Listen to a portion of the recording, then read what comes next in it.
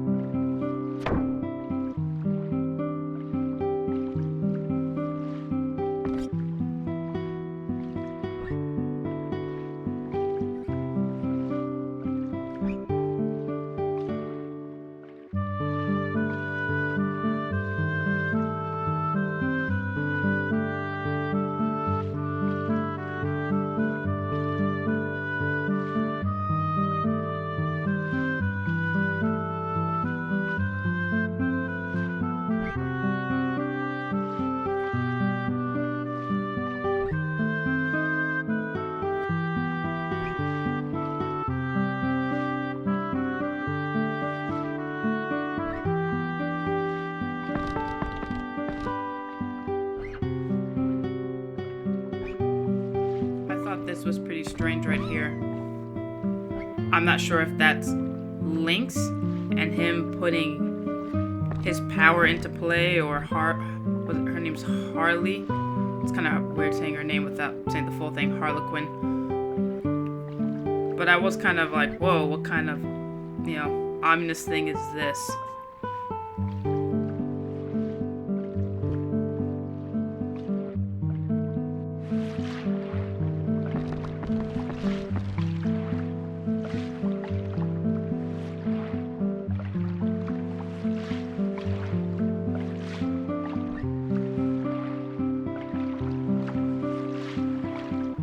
I'm also really digging the music.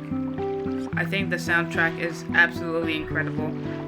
I looked up the guy who composed a lot of the songs for this game, and his name is Yasunori Mitsuda, which he's done a lot of video game music.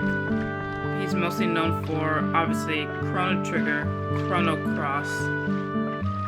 He also did Shadow Hearts. He did some of the Xeno games. He's done Legaia, Xenogears. Just to give you an idea of some of the works that he's done. And just to recap what happened previously, when we went to Viper Manor, or should I say when we infiltrated Viper Manor, and after we found out about the two worlds, we then later encountered Lynx, and of course also the guy at the manor itself, Mr. Viper. So, after learning about Surge, I guess he has some sort of choice, is what I guess you could say, on how to. He can either choose to ignore this world, or I guess go back and live a happy life in his other world. And then when it looked like we were running out of options, Miss Riddle came in. Kid, she grabbed her, took her hostage. We went out to the balcony, and that's when Mr. Viper himself threw the dagger at Kid. And we all basically went flying off the cliff. She went flying off the cliff. Surge and Guile, they jumped off the cliff as well. And basically now we're here at this point. Kid, she's been severely poisoned. We need to get the Hydra poison, I believe it's called, well, that's what she has. And so we need to find a Hydra. Which already, if you're following the story, you can tell that this is where we start doing the whole switching of worlds.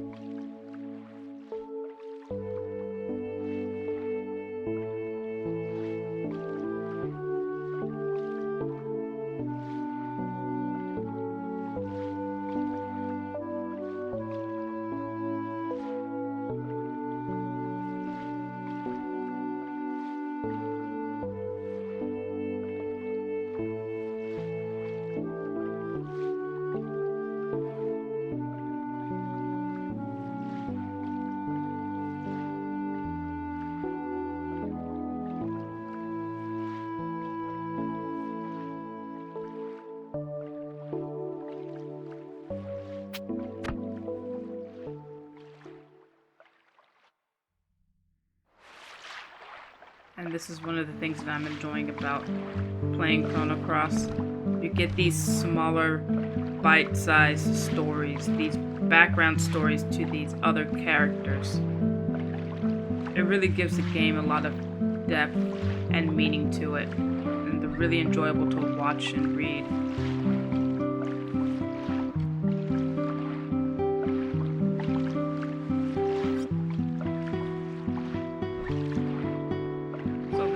those who are watching for the first time, we are in the city of Goldo, or as it's pronounced in Japan, I think in the Japanese game it's actually called Galdo. I really enjoy the bright colors, the reds, the yellows, the greens.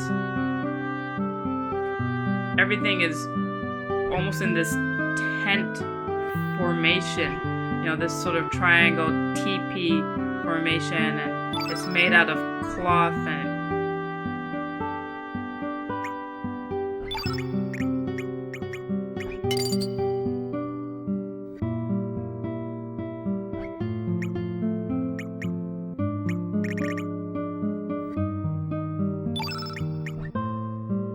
kind of reminds me of the movie Waterworld.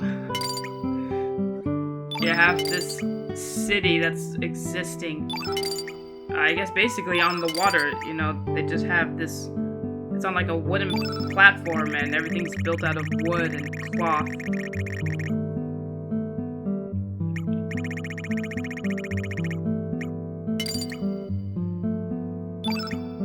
So here's like a good opportunity, you know, when you do get to this city, to check out the different elements that they have. Obviously pick up the ones that you don't have.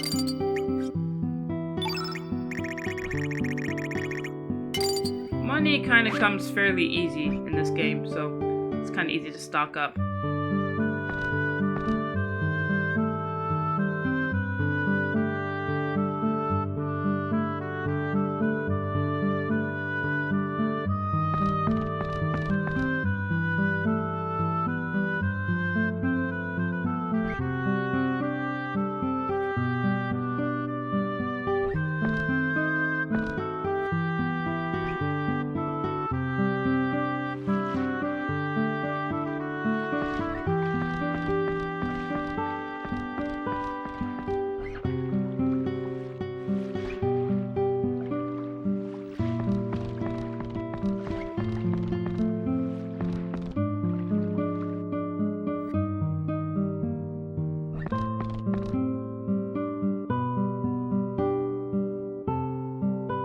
We're above the room.